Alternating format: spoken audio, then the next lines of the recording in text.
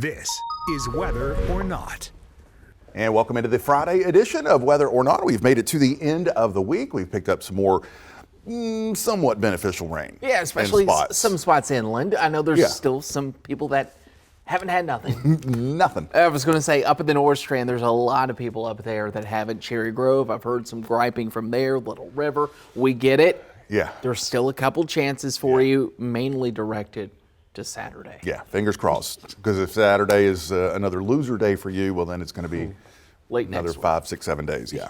Let's go ahead and give you the first alert. This, though, in relation to what we need badly, and it is the rain, because yesterday's drought update coming in, and we knew this would happen, especially since it was data that did not include rain.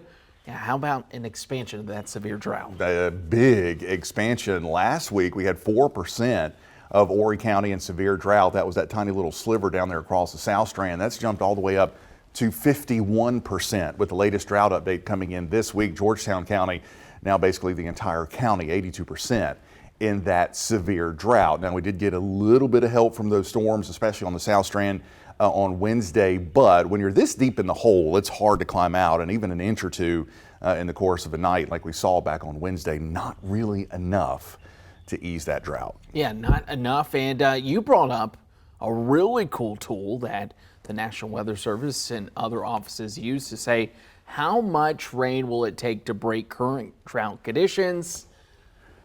6 inches. You need 6 inches in a widespread fashion over about the course of a month. You don't want all of that at once. Yes. But the way things go around here, if you think back to last year, we had severe and even extreme drought going on.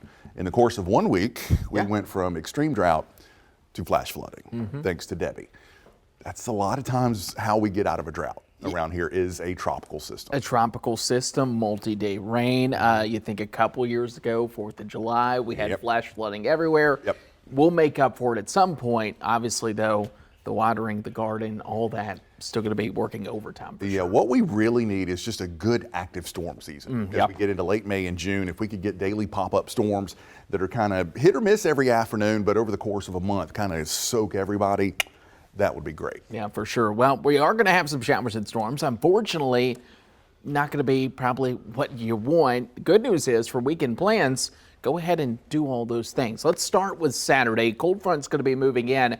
Some of the models this morning have been hitting on maybe 2 waves, a little prefrontal light shower drizzle in the morning. The main activity, the beneficial rain, still going to come with this cold front as we head late in the day through the afternoon and into the evening. A couple strong storms still can't be ruled out with this cold front. Yeah, it just has the look. And it's late April. There's a cold front coming in, a pretty decent cold front. There's some warmth and humidity out of it. No real signals for big, widespread, severe weather. But this time of the year, again, a gusty storm, maybe a little small hail with 1 or 2 of those storms. Certainly not out of the question. And also lightning. So keep that in mind if you do have some outdoor plans late Saturday. Notice, again, it's hits or misses. It's not a widespread event. So there will be spots who don't see anything tomorrow. There will be other spots that pick up a decent amount of rain. So that First Alert weather app and the radar are certainly going to come in handy as we head into the day on Saturday. But boy, I am looking forward to Sunday. Even though the rain will be pushing offshore, it is going to feel really good on Sunday. Yeah, temperatures in the mid-70s, a little bit of a breeze coming in too, and the humidity taking a little bit of a backseat. We really don't have a ton of it, but it's noticeable at this point. So that brings us in to your weekend events. And listen, there's so much happening. Yeah. We can't fit them all in the graphic, so we try to pick and choose and do the ones that we know people are going to for sure be going to. What catches your eye here on Saturday, Jamie? On Saturday, well, I know that the dragon boat races are huge. Massive. I know the Soxty Heritage Festival is huge. Yes. Down there on the road South closures. Strand. Yeah, road closures and all of it. But man, you know, the north end, that's my side of town, so I love the shaggers up there. Yeah, that SOS Springfest is back. I knew that, and I knew that you were also probably going to talk about the PD Plant and Flower Festival. Are you going? Sunday. Okay. Yeah, Sunday's my day. I don't want to give this away. But if you go on Sunday after lunch, all of the farmers and people there, they don't want to carry everything back, so they slash prices, and man, you can get a steal That's why I'm going Sunday afternoon. Here's the insiders here for whether or not. So speaking of Sunday, obviously scattered showers on Saturday. Let's advance this to your Sunday because we try to show more of those events. Brook Green Garden Art Festival. Keep in mind, some of these are happening as well on Saturday, but Florence, their Spring Carnival, Brides maybe this year. There's a big South Carolina statewide bridal showcase in Florence. Jazz and music in the park and Market Common. Listen, if you're going to Market Common this weekend, prepare for a lot of people. Yeah, a lot going on. I tell you, one of my other favorite events, Lake City Art Fields, kicks off today, and that goes through the weekend and beyond. So I may try to swing down there on Sunday as well. Art Fields there in Lake City, that tiny little beautiful town of Lake City just transforms into this real mecca of artists for art fields, and it is quite amazing. Yeah, they have everything from painting to live music and all that. A full calendar for, I think, 10 days or something like that. You can find that on their website. All right, let's take it coast to coast here. Let's start with a wildfire update because a 19-year-old is now accused of starting what could be New Jersey's largest fire in the past 20 years. Ocean County authorities has arrested Joseph Kling on Thursday. It was an abandoned bonfire. He had a bonfire, left, thought it was fully out. It wasn't.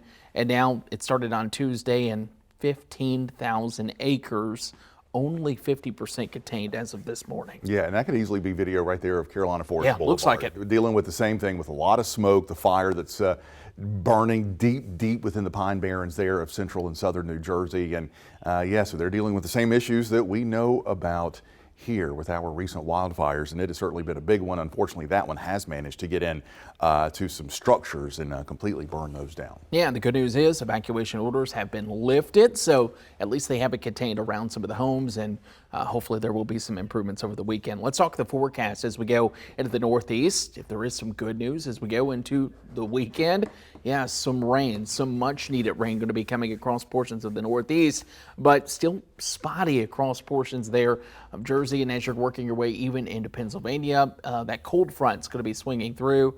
Clouds, gloomy at times, and temperatures going to be a little bit cooler as well. Yeah, and you can see that line of storms trying to swing its way through Jersey heading into tomorrow evening. That would certainly be some good news as long as it doesn't bring a lot of wind or lightning. Temperature-wise, it is mild. They're ahead of that front. Temperatures well up into the 70s, sitting at 50 in Bangor, Maine, 64, a little bit cooler there in Altoona, and that's some of that cooler air that sneaks in here as we head into the back half of the weekend. We'll take you into the deep south and the southeast for tomorrow, and again, as some clouds around, and then you'll notice once we get past lunchtime, kind of that typical summer pattern, little pop-ups, popcorn showers and thunderstorms here and there, not widespread, and that's what we've been talking about as far as our risk for those downpours into tomorrow. Yeah, certainly temperature is going to be warm. There will be a ton of humidity. You'll notice it. We're talking mid to upper 80s, some 90s showing up, 92 in Orlando, 87 in Baton Rouge. All right, let's take you out to the Midwest, and once again, a lot of cloud cover going to be moving in. Next little weather maker tries to get its act together. It's going to be bringing in some showers and storms. This is actually a leftover system from severe weather across portions of the plains, including Colorado. It's just some showers and clouds. Temperature-wise, going to be sitting a little bit cooler, mid-50s, upper 60s. Not a bad forecast for the Midwest on Saturday. Yeah, a little bit cool there in Chicago, 55, only 50 there in Milwaukee with cloudy skies. Spring tends to drag on there up across the Great Lakes. Let's take you out to the southwest and the west coast. And again, some more thunderstorms may fire up across the Texas Panhandle where they had one heck of a tornado outbreak yesterday. You can see some more storms down there by Lubbock into Abilene.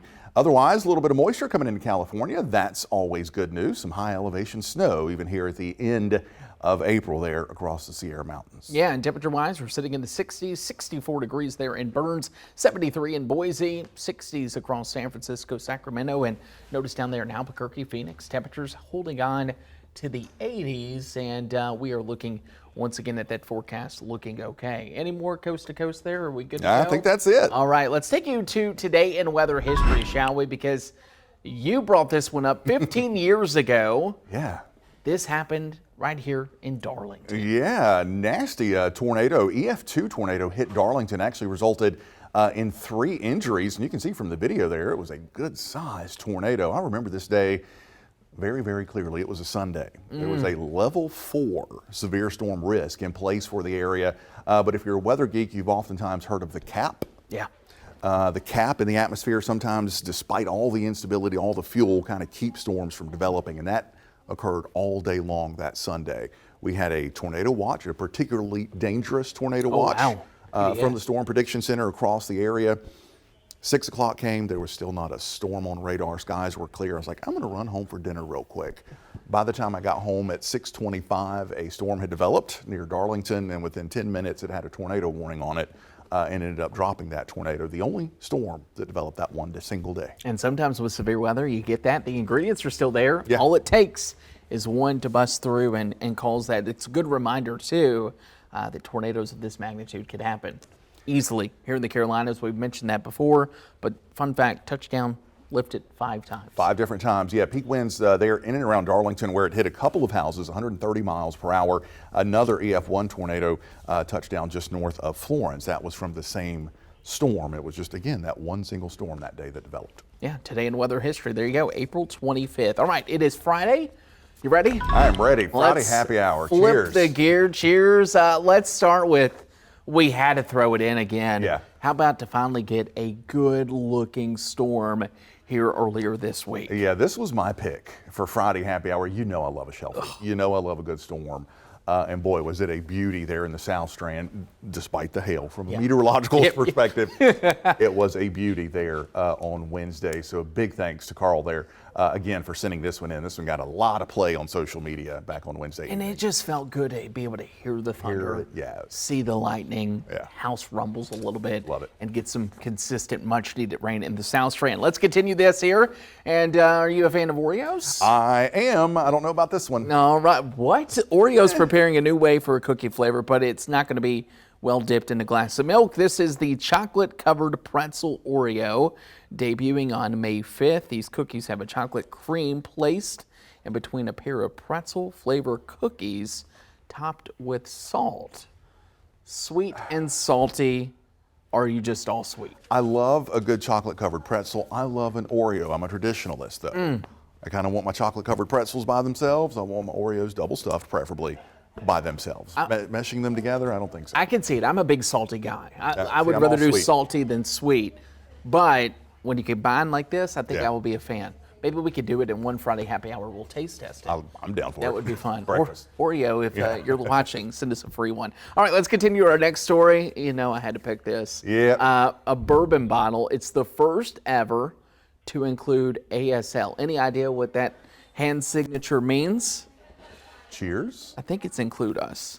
Include us. Maybe. Everyone should be included. Okay. That's what that is. I mean, So everybody should drink bourbon. if you're from Kentucky, this is right here in Louisville, Kentucky, and the bourbon industry has blown up recently. It's the first ever, and they've been talking about how in that area there's 400,000 people that are deaf.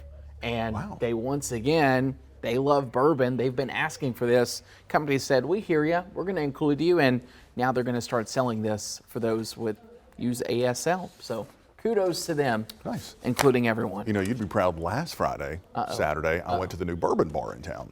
Yeah, and I meant to ask, how is it? It's really impressive. Neat, right? Neat. Yeah, not a bourbon drinker, but they have everything else and about 4 pages of bourbons that you can choose from. Every price point. You sent me the menu and I was like, ooh, might have to go visit for sure. But yeah, cool there, and I will probably be picking me up a bourbon bottle of that. You know, I collect. Yeah. Have to. All right, last but not least, let's go ahead and bring it up. Oh, yes. Firefest. Selling the brand. Selling the brand, but not because of why you think.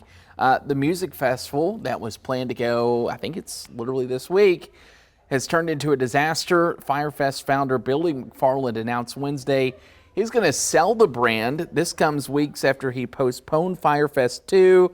If you remember Firefest 1, or if you never heard, it was the 2017 sham that left all those people without the money. And so here's what he says.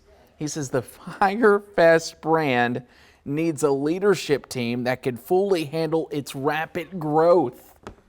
So he is now looking for someone to buy the brand. Is the new one still happening? He's going to give it to whoever purchases it. He should have done that after the first one. After some jail time, I would be thinking, you know what, I went to jail for this. Maybe I'll just kind of start a new business. But no. Billy McFarland is so full of himself. He basically said, and they're trying to get him to sit down with some companies.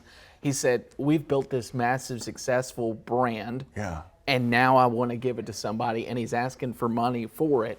At this point, it's just a title. It is. It is. If you're not really familiar, please watch the documentary. There's a couple of them, right? It will blow your mind. It will blow your mind. The sham that this thing is. It's funny because he did an interview, and I think it was with the Today Show, and they sat down with him, and they were like, well, how are you contacting the artist who's going to be there? He was like, well, I don't control that. We have a team. And he was like, well, who's your team? He was like, I'm not going to disclose it because we're still working on members. He has no business plan. None. But the brand is growing.